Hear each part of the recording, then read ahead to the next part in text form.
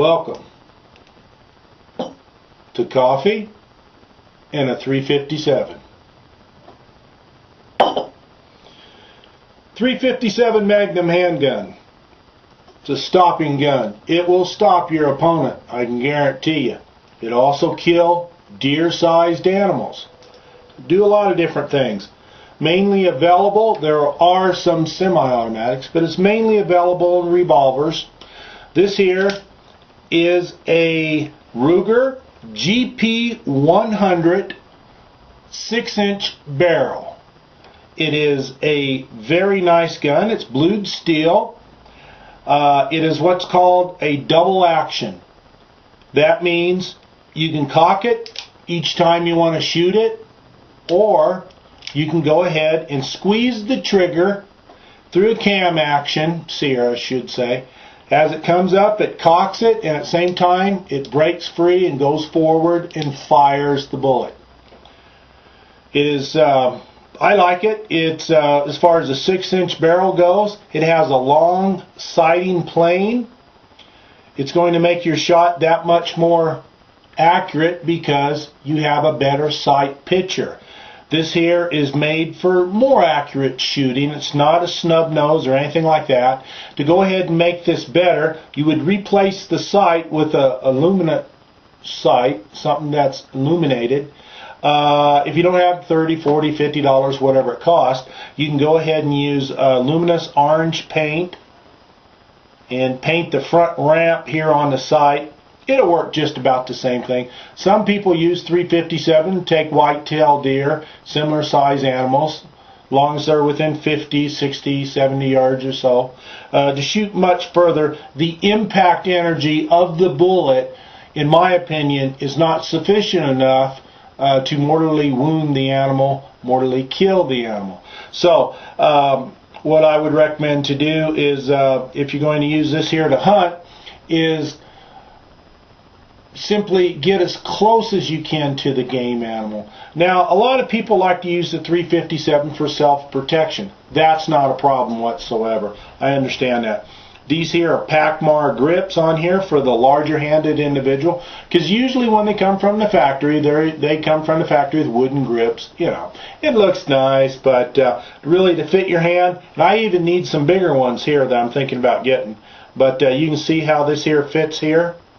Now you notice when I go to pick up this firearm, the first thing I did was I check it. Make sure it's unloaded. Because it's always the unloaded gun that kills someone. Number one, you always keep the muzzle pointed in a safe direction. You always keep it in a direction that if it did go off, okay, it went off, but no one got hurt. Well, if you made sure it wasn't loaded to begin with, you wouldn't have that problem, would you? So, a revolver, 6-shot, double action, GP100, 6-inch barrel. It's a pretty good firearm. Very accurate, blued steel. Again, I do prefer stainless steel. I want stainless steel. Some things it's kind of hard to get stainless steel. But you can go ahead and get the GP100 in stainless steel, that's for sure. And that's about all I got to say on that particular one right there. Universal fit holster for it. Those are available. A lot of times you can pick these up on the market. In 2013 right now, all firearms are major premium prices. I understand there was a time you could have picked something like this up for about $200. Not anymore. From $400 and up, and that's usually used in great shape. New, you're looking at $600 or more. So then of course you got to go through the background check and all the different rules and laws and regulations we have to go through. But you have to do what the law says, and that's what's important. So here's your typical 357. I will be showing up on the screen in a few moments some good favorite loads of mine. I'll go ahead and then type them out so you can see them. And anything I tell you about firearms, it's always for educational and informational purposes only. Any loads that you use that I recommend, you do so at your own risk.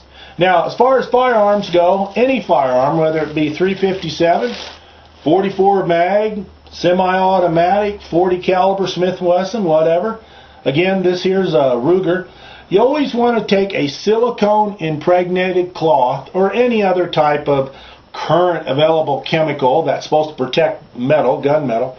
Always rub it down. You keep it clean. You treat it good, because I'll tell you what, the day may come where you may need this firearm to protect yourself, protect your family, and you will save someone's life.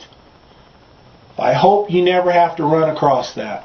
But the way times are the way they are, you have to be prepared. Almost like the Boy Scout creed. Always be prepared. And always use common sense, good judgment. Get your firearms training that you need to stay alive and do the right thing. Because if you don't, you're going to pay the price, because the law is going to, in other words, the government's going to come down on you hard. So you always have to make sure of the rules and regulations when surrounding firearms, because the news media simply goes nuts. And before you know it, you're the bad guy. You never done anything wrong. Keep that in mind. Typical 357, like I said, 6-inch barrel, longer barrel. You can get them shorter. And I do prefer stainless steel. I got a good deal on this, so I couldn't pass it up. So just rub it down. Again, always make sure it's unloaded. Right after you handle it, always rub it down. Now you notice I keep pointing to my right side. You'd be looking at me, it'd be your left side, but my right side. Reason being is I have the serial number on this side. You have no need to see the serial number of this gun, this weapon, this firearm. I have no need to see the serial numbers of your firearms. So I maintain that privacy, and that's why I do that. Not that there's anything wrong with it. It's definitely not stolen.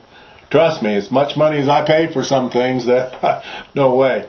But anyway, I do that for security reasons, and you should consider that too. Take a gun course, gun safety course.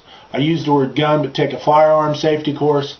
Learn how to use your firearm, because if you only use it once or twice a year and you get out and shoot, what happens if you really need it at that particular special time, when you need it to make sure that someone's safe, that they don't get hurt, that they don't die? It could be your wife, your children, your parents, your brother, your sister, a friend, whatever. You have to make sure. Get out and practice with it often. Know what you're doing. You have to know your firearm. What you can do with it, what you can't do with it. You have to be confident about it, because if you're not, bad things happen.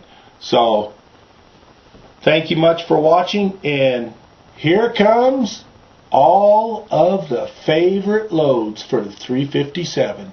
Thanks for watching.